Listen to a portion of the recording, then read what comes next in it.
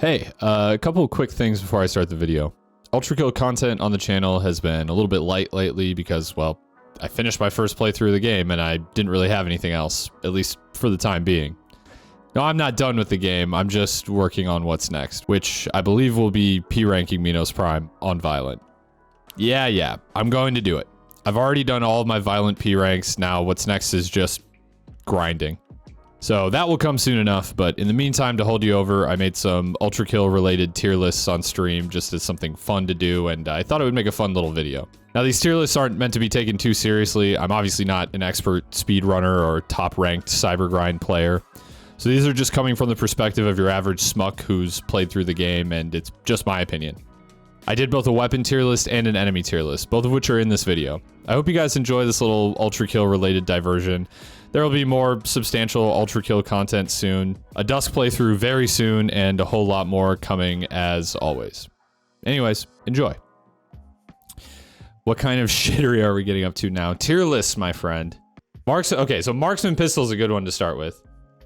The default Marksman specifically, I'm gonna put in S tier. I mean, the Marksman is just the creme de la creme of Ultrakill. It's got like so many interesting synergies. You can basically throw those coins and then just like hit them with anything and have some sort of thing happen. It makes like all the cool tech that you could do in the game possible. And specifically, I think that the original Marksman is the better one. And the alt, like, don't get me wrong. It's usable, but when you have to decide between the two, like you can't have them both. Yeah, I'm gonna say don't use it. Now, on the other hand, the alt piercer, I will put it in A, because I think it's not as good as the original Marksman, but it is good. It does a lot of damage. So I think the high damage definitely suits this better than it suits this. Because with this, it's like you get the split shots, you can chain them together faster. Yeah, it's the better one. And keeping things consistent, I think the original one is a non-starter as well. But yeah, I think the original is just like categorically worse than this one. And the other thing too is that if you want that, you can bring the standard Marksman, and then you get all the stuff that one has, other than the piercing shot, which this one has too. So I think I can't put these both in S tier. I think the Marksman is still a step above, but this one is good. Let's see, what should we do next? I guess I can do the shotguns next. The green shotgun, the overcharged shotgun. I think this is an S tier too. Are we gonna talk about arms? I guess I don't really consider the arms weapons, but they kinda are. I just think they don't like, it's hard to rate them against the guns. The overcharged shotgun is another weapon that just like, it has so much potential. There's so much you could do with it. Yeah, it's just like a great jack of all trades weapon. It even has like movement tech. Like you could, when you start to fall off the level or whatever, you can blow yourself back up by overcharging it. You can dash out of the explosion of the overcharge, and it's easier to hit a projectile boost with it too. Now, obviously, you can get into the weeds a little, and like shotgun swapping is kind of like the advanced tech. That's the optimal strategy. But I think just pound for pound, this is the better shotgun. I saw someone say this was S tier. I think I'm gonna go B with it. I guess if you're just looking at this shotgun versus this shotgun, this one is, it shoots way slower. I believe it does the same amount of base damage. I could be wrong.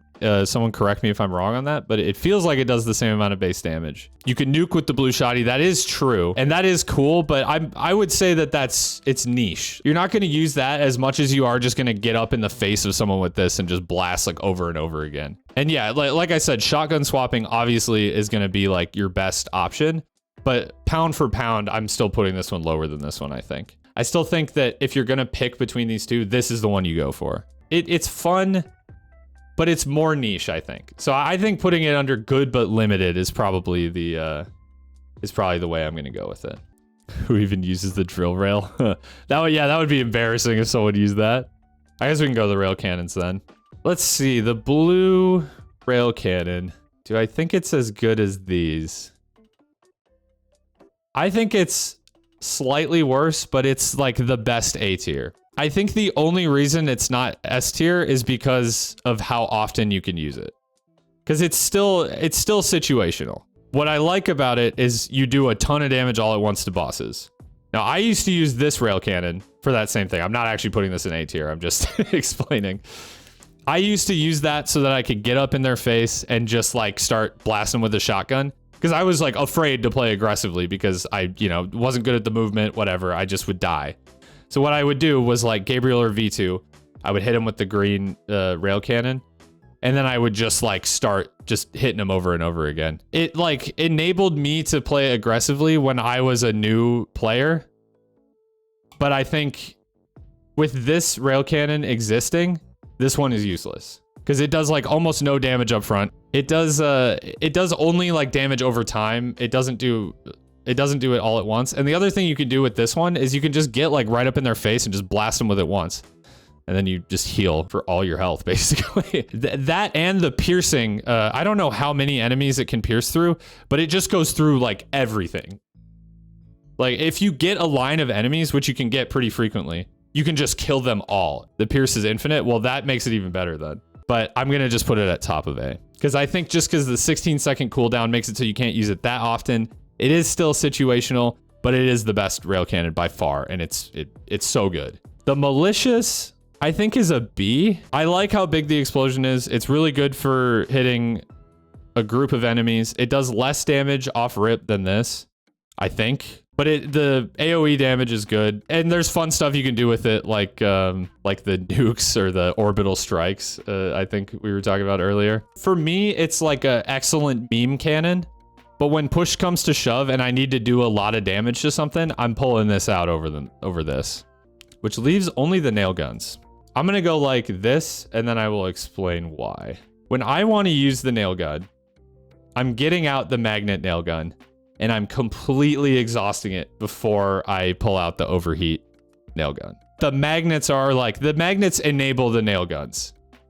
Because you don't pull this one out and just start like spamming the overheat unless you already have a magnet in the enemy. And then the boss setups are another thing too. The nail bombs are kind of funny.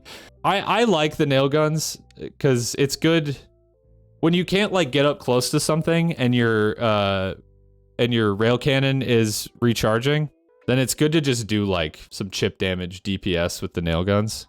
But yeah, I think I feel pretty good about this tier list. Actually, this is a good segue into the enemies tier list, which is the next one I want to make. I was fighting the Hideous Mass last night. And you want to know why I was fighting the Hideous Mass? I realized I'd never actually fought the Hideous Mass before. Because the first time I ever played this game, I was playing it on stream, I had someone in my chat who told me about the soap. So I fought him like once and died immediately because I had no idea what I was doing. And then someone was like, oh, there's a secret that you should try. And I was like, okay, what's the secret? Turns out the secret was the soap, and I didn't have to fight Hideous Mass. And then once I knew about the soap, I never fought the Hideous Mass again, because why? But then I realized it was on this tier list, so I was like, all right, I have to go fight the Hideous Mass. I mean, this is the first enemy in the game. We may as well start with this. Filth, is that what these guys are called? Everyone knows these are the, like, just cannon fodder guys that are everywhere. I think what I'm going to do here is I'm not just going to rank them in terms of power, because then obviously all the bosses would be at the top and all the, like, normal enemies would be at the bottom. I'm going to rank them based on how fun I feel they are to fight and how challenging they are. What else? We've got these guys, which are just kind of like the basic projectile enemies. Strays, thank you.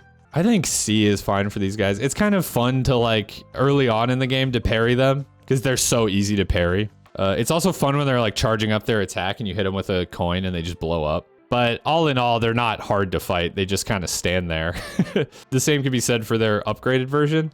In fact, I almost don't even ever notice a difference other than that these guys have more health. Like, I'll hit them and expect them to die and be like, oh, right, you guys have a plate on your face and you take one more shot. But yeah, as just like early basic projectile enemies, these guys are kind of boring. These drone guys, I don't even remember their names, but I almost always use marksman on these guys too. It's kind of funny how they charge you when they die. And it actually is a little bit challenging to heal off them if you like try to go towards them because they explode, so they do damage to you when they die. I think I'll put them in B as like a early interesting change of pace enemy. They're They're fine. Now, these are the guys who shoot out like the kind of the volley of projectiles. I hate these guys. I'm putting them in D. And you want to know why? They're not challenging. They're just annoying. It's not like hard to dodge their attacks, but it's just annoying enough to parry that you kind of just have to get out of the way. And then they have a ton of health too. They just are annoying. Street cleaners. God, I want to put them in D because they're so annoying. But I'm going to put them in C. My problem with the street cleaners is, actually, yeah, the street cleaners for me are always the last one alive. Marksman straight up and they almost always die. See, this is what I was going to say is my biggest problem with them. I always think that hitting them with a coin is going to insta-kill them, but sometimes it just feels like it randomly misses. I guess you have to throw it in a certain spot. Like, I get that. But they run pretty fast too. So sometimes you think it's going to hit them. They're already like changing direction and they like dodge your attacks too for some weird reason. They are one of the most annoying enemies to me. But I do think they're actually kind of interestingly designed enemies. I won't put them in D because they're not as annoying as the Schism and they're not as pointless as the Filth. So I'll put them in C. The Stalker is weird for me because they only really show up a little bit in Greed. And they don't really fight you. They just cover people in sand. I think we have not seen Stalkers used to their full potential, but I'm gonna put them in D because in the Greed layer, I find them just to be kind of annoying.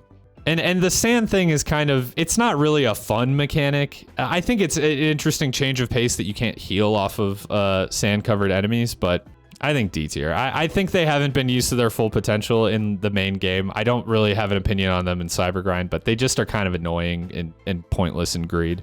Malicious Face. What to do about Malicious Face? I find that that with Malicious Face, I'm either whiplashing to them immediately and just melting them with the shotgun, or I'm trying to fight other things and a Malicious Face is just like torturing me until I get rid of it, which I think is kind of the point. You guys think it's that high? S or A tier? Malicious Face is hot. I can't argue with that. Maurice has got it. You know what? You've convinced me. I'll go A with the Malicious Face. The more I think about it, the more I realize that they're pretty actually versatile enemies. I like the way they're used in some levels as kind of a change of pace. In a big gank fight, you almost want to play around them for healing, which I think is kind of an interesting mechanic as well. There are points in the game where I find them kind of annoying, kind of pointless. When you just like run up to one Malicious Face in a hallway, there is absolutely like no reason for that situation to exist. But there are some cool uses of Malicious Faces, so I will put them in A tier. Let's go Cerberus. I actually think the first like boss fight with Cerberus is pretty cool. The level that it takes place in really makes it interesting because it is really uncomfortable to fight them in like that tiny room. As the game progresses, they definitely get a lot less threatening. I think I'll put Cerberus in A tier just because that first boss fight is so cool. I think like future Cerberus in other levels, I would almost put in B tier.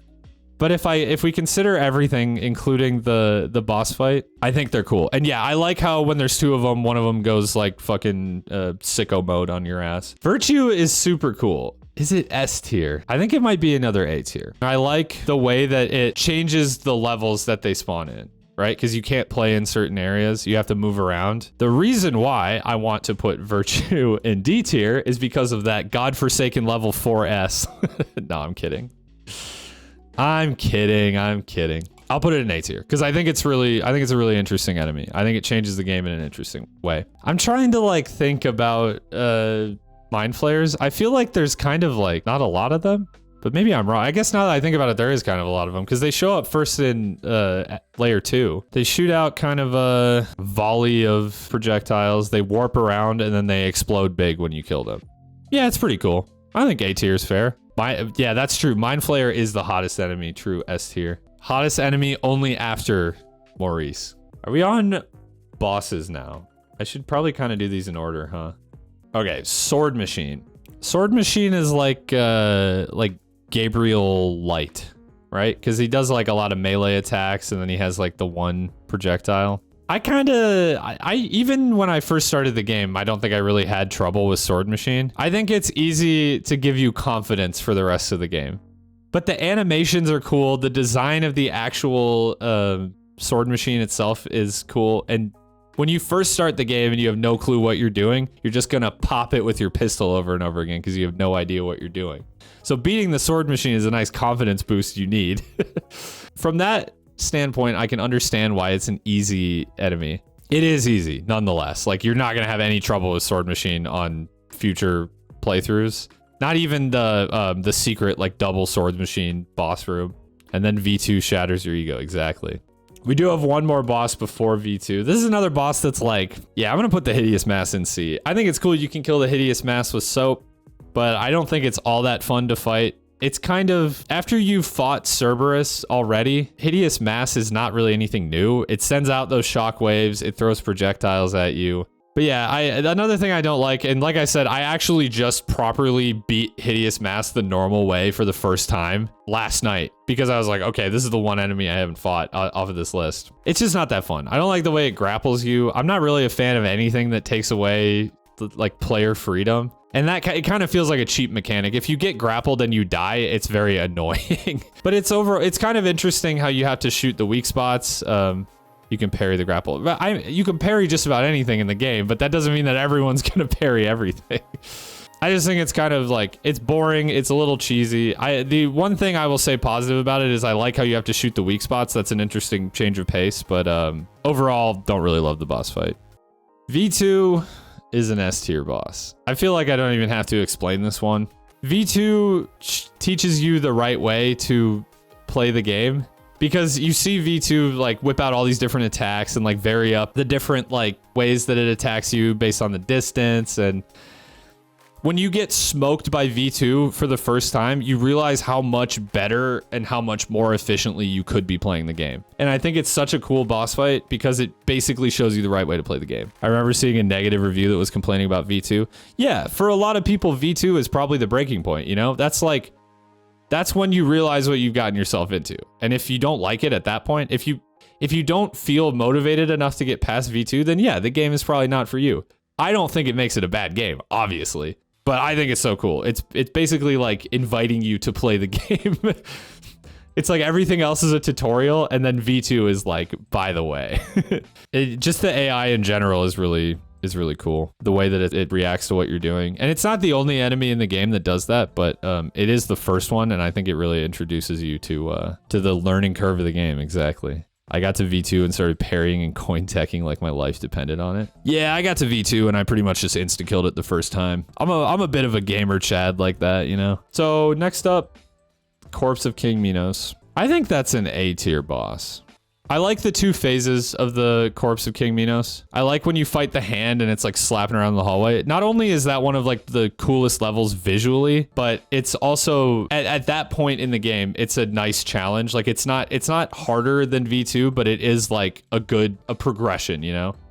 You fought like the little robot man who just like zooms around and fucks you up, and now you're fighting like this giant like Dark Souls looking thing. It introduces the black holes, which I think the black holes are kind of bullshit, but it does add an interesting dynamic. I like the design of the black hole is cool because it forces you to move around the level too. Whereas like what I was thinking, I was like, I'll just camp up on his hand and just hit him over and over again with the shotgun. But then eventually the black hole made its way up to me and fucked me up. Is Gabe an S tier? Yeah, I think Gabe's an S tier. I think Gabe isn't as cool as V2. I think V2 is like the best boss fight in the game for a lot of reasons. Well, I won't say best, but I do like Gabe. Whereas V2 brings more of that like random kind of variedness to the fight. Gabe is very like structured fight. You have to learn his combos and learn how to dodge them, learn how to parry them. But once you do all of that, you can beat Gabe. In fact, I would even say that once you learn all that, Gabe becomes a lot easier than V2. But to start, Gabe is a pain in the fucking ass. I had more trouble with Gabe than V2, although I will acknowledge that considering everything, I think V2 should be harder. And I think Gabe is definitely coming back. I think he will be back, and I think he'll be stronger. The Insurrectionist. B tier for the Insurrectionist? I think the Insurrectionist is another cool one that could be a little bit harder. I didn't really struggle with the Insurrectionist, and I didn't even do the thing where you like turn off the sun, like how you get into 4S. But that makes him even easier. Another boss that's design is very cool visually. It just leaves a little something to be desired in terms of difficulty, and it may have like more varied attacks, but it seems like what it does is it just like does the like smash over and over again. It becomes very easy to dodge. The biggest challenge really comes from like the level design and how you have to kind of jump around from the platforms to avoid it. But even when I was totally clueless, I didn't really struggle with it too much. Whereas when it spawned, I was like, holy shit, this thing is gonna fuck me up. Didn't really happen. Flesh prison. The flesh prison. I have mixed feelings about the flesh prison. The flesh prison brings some interesting things to the... We're all just flesh prisons, am I right, fellas? True. I think it brings some interesting things to the table in terms of like the healing mechanic. But there's so much going on in that boss fight too. Like it has a black hole for some reason. It's kind of a bullet hell, which I think are generally kind of bullshit. But it's not only a bullet hell, right? If it was like only a bullet hell and it was all about just like dodging and parrying projectiles, I think it would just be annoying. But it has more going for it than that. It's just like, it just kind of draws your attention here and draws your attention here. Like you have to shoot all the eyes or nuke them, as I've been told, and then you start doing damage to it. So it is, in a way, it's kind of just like a how much like DPS can you do type thing. Mid to low S. I don't think I'm going S tier with it. I think it might be an A tier, but A tier is getting pretty crowded. I think maybe I just was like better enough at the game by the time I fought Flesh Prison that it didn't seem as challenging to me comparatively, but I didn't have a ton of trouble with the Flesh Prison once I figured out how to fight it. Not that I've tried yet, but I know that it's a nightmare for trying to P rank that level, and that a lot of runs go to die on just kind of like the RNG of the flesh prison. It was interesting, all the shit he pulled out of his mouth. That is true. How does he fit all of that in there? Which leaves us with just one boy. I think I'm gonna do it. P for Pinos.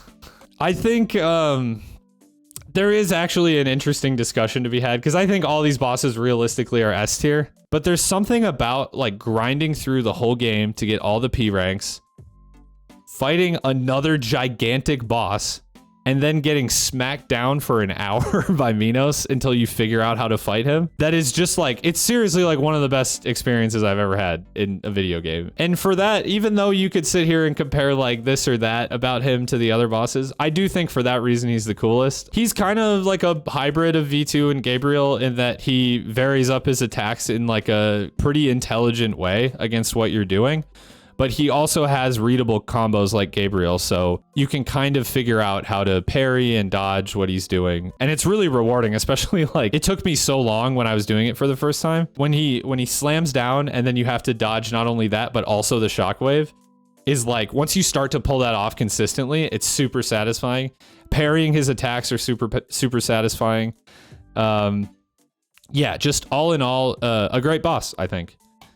And really well designed, and he is like reasonably, I would just put him up in S tier with V2 and Gabe, but just like the colossal amount of effort that went into making fighting Minos Prime a unique experience, I'm just impressed by it. So I'm putting him in P. I'm putting him over S. Honestly, Minos is easier than a filth. I'm glad someone said it, because I was thinking it. It's how I unwind to go to sleep, is by fighting Minos Prime, because he's so easy. P ranking Soul Survivor is my personal warm-up. Hit that like This is button. alright. Smash that bell, hit that bell button, hit this Destroy my bell pussy. button. Subscribe to Dumper Man.